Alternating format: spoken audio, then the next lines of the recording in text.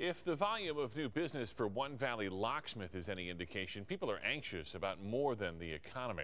ABC 15's Christina Boomer shows us several new ways to protect your family and your home in a story that's all new tonight.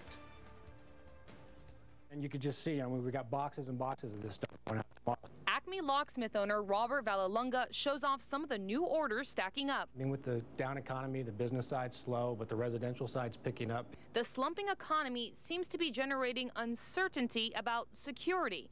More people developing the perception someone may try to break into their homes and steal their stuff. We're seeing people come in and say, hey, I've noticed people in my neighborhood walking around, or the car across the street got hit last night. I want to improve my home security. And then the other class of people coming in are people who are just worried about, I know the economy's slumping, more people are getting laid off. I'm worried about what might happen. His top sellers, new, sturdier lock systems. Most everybody here is upgrading their home security. This is the stuff that's been available for many years. The new technology coming out that's pick resistant, bump resistant, much heavier duty lock. And also in high demand, half deadbolts. Looks just like a regular deadbolt.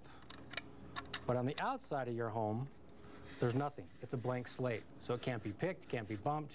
Nobody's going to look for it to pry it open with a screwdriver because there's nothing there to open.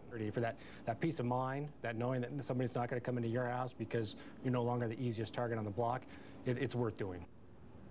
And you can learn more about those locks and how much they cost on our website, abc15.com.